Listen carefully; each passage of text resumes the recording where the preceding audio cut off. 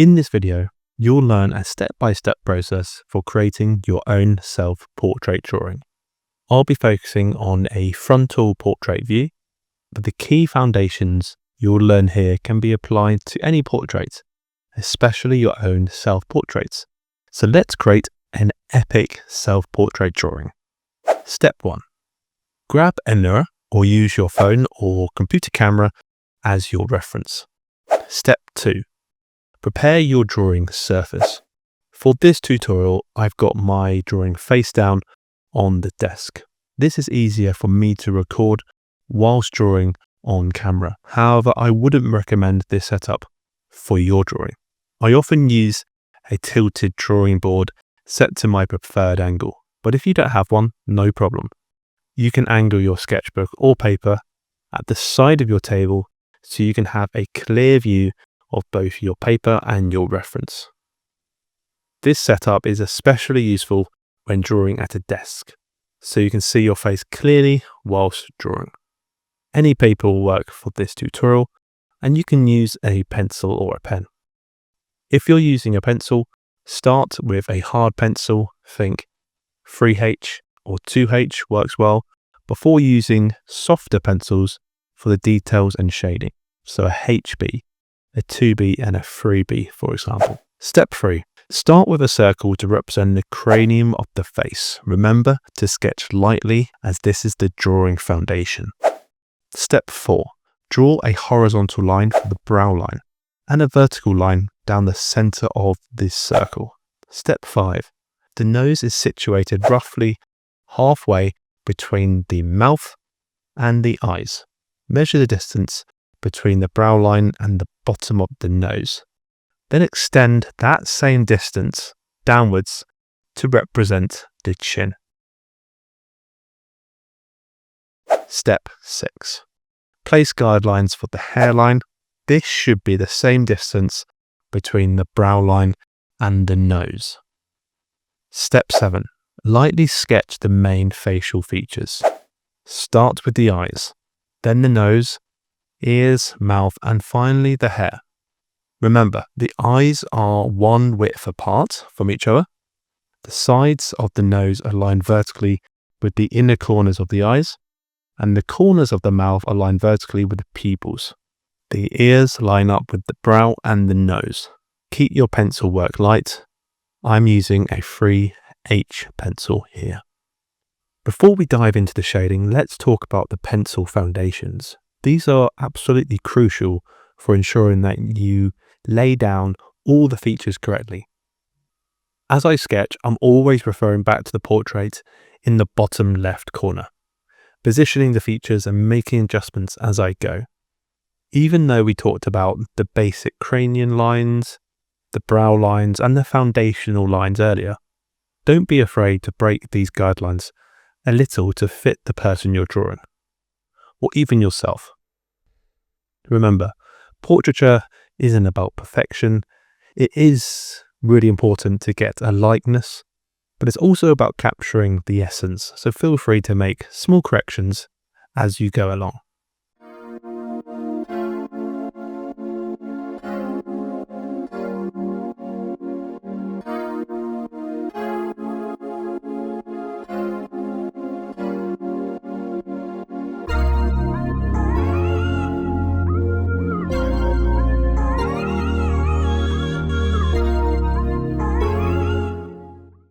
Step 8. Begin refining the facial features. Take your time. Keep looking back and forth between your reference and your drawing, and aim to capture what you see rather than what you think is there. This trick helps you spot mistakes and imbalances you might not notice otherwise. I'm going to let you continue from here without narration, but I encourage you to keep watching as we move on to the next stage, where I'll show you how I approach pencil shading and rendering, or pen shading depending on your medium. Stick around for that.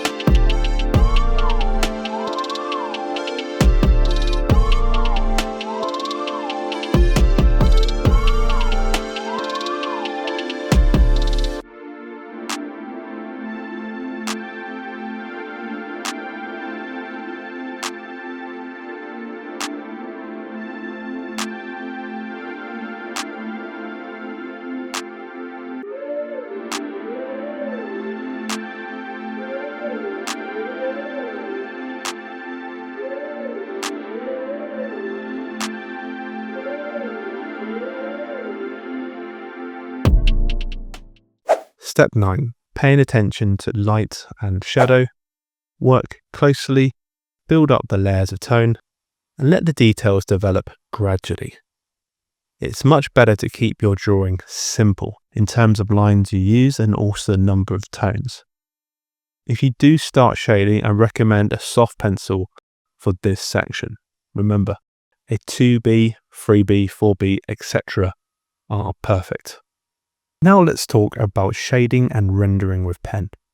I'm using a combination of pencil and pen here, but for this section, I'll focus on the pen work. Cross-hatching is key to building tone in your drawing.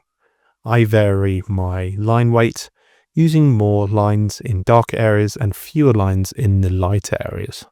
The darker parts of the face will have the most intense hatching, whilst the lightest areas will only have a few lines.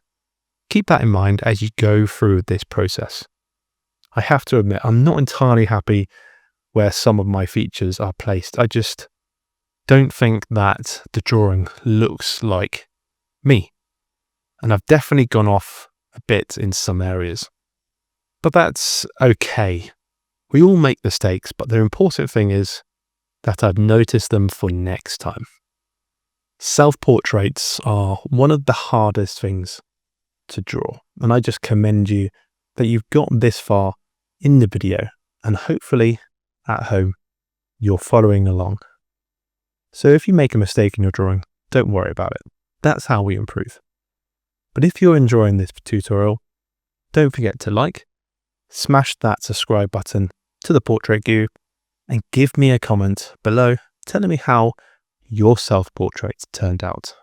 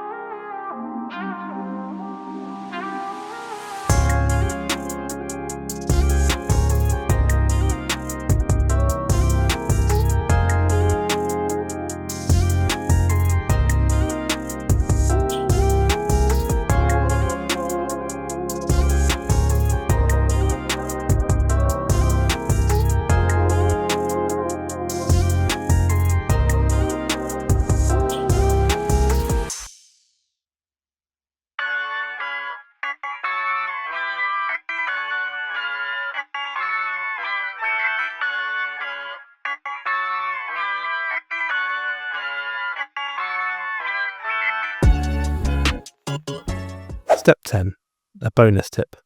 If you're drawing from a mirror, take a photo of your face and flip it upside down. If you're using a webcam, take a screenshot and flip it as well. Then flip your drawing upside down. This trick helps you spot mistakes and imbalances you might not notice otherwise.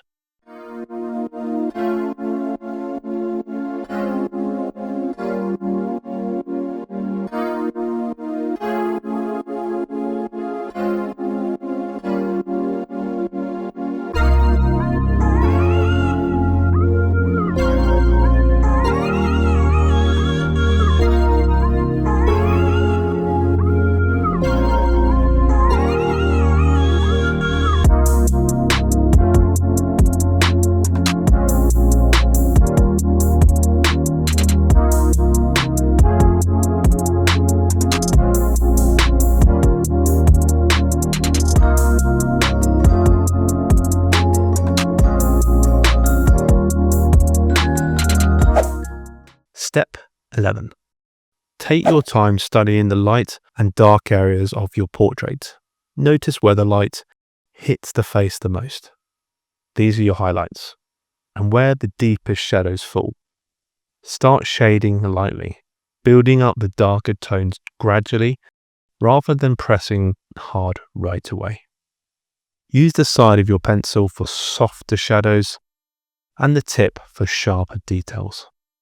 Don't be afraid to use your eraser, not just for mistakes, but also for pulling out highlights by gently lifting graphite.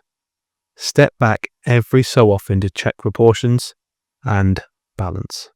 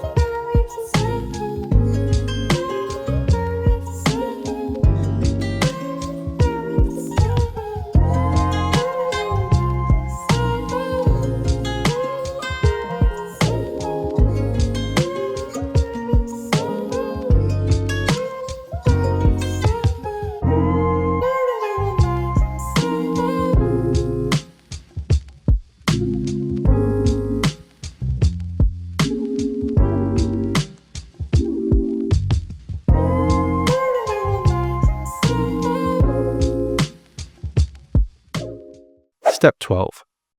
If you find drawing hair challenging, think of it in locks or sections rather than trying to draw every strand. Avoid over-detailing this stage, as it can make hair look flat or unnatural. I, of course, don't really have this problem.